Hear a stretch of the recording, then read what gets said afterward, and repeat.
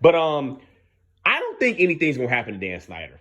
Yeah, he's gonna get canceled. Is he gonna actually go to jail or do any jail time? I don't think so. Nickelodeon's still gonna carry on, release more shows, and this will likely happen to more kids behind the scenes, but they'll just make sure that it doesn't get to the forefront. Only reason why this went on for as long as it did back then was because there was no internet. You know, we grew up in the 1990s where you didn't have social media. You didn't have all these different apps like Hulu, Netflix, et cetera, et cetera. You didn't have all these different other things, social media like Instagram, whatever. So people could get away with this stuff for a lot longer. And from what I've seen in the documentary, it seemed that he had this big obsession with Amanda Bynes, because Amanda Bynes was this young girl. She came out of nowhere. It was just an addition to all of that cast. And then randomly, she just gets her own show. And like, I think 1999, 2000, nominated as the winner for the Kids' Choice Awards or whatever. So she was on top of the world. So they were just running with this girl or whatever.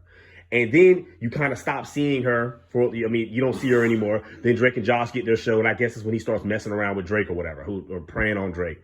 But nonetheless, it was a very, very telling documentary. It ruined a lot of my childhood memories. I'm never going to be able to look at these same shows the same again, because, the guy behind it was a creep. We heard this for many, many years, that Dan Snyder had a foot fetish and et cetera. And it seemed like he got worse as it got past 2001. When it got past the year 2001, that's when he just got worse and worse and worse. There was this one thing about that girl named Penelope Taint, and it having something to do with taint, meaning penis skin or something like that or whatever. And he told them what it meant.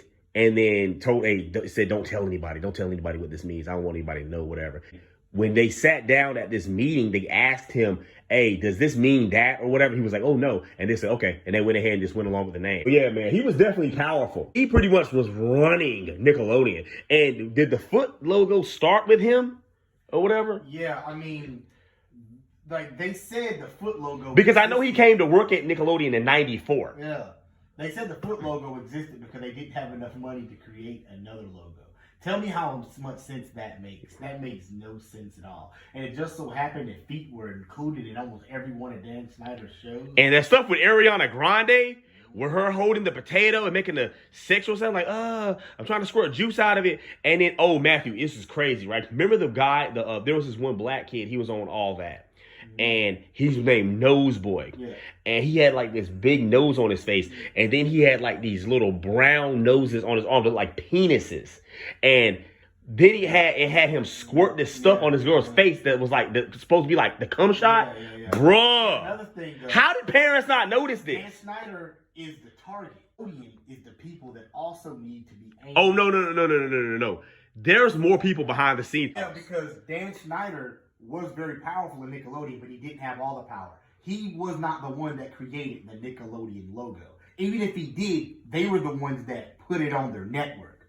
And this is owned, MTV, Nickelodeon, all this stuff is under the same umbrella. I think Viacom. So Viacom also needs to take blame for this, because they were the ones that were putting the money behind it. They were the ones that had a Nickelodeon foot logo as their logo.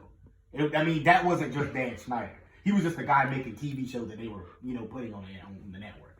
But look, man, nonetheless, man, check it out, man. I was watching it illegally, so yeah, no one's paying to watch some pedophile shit. Come on. Yeah, but anyway, Quiet on the Set. Go check it out.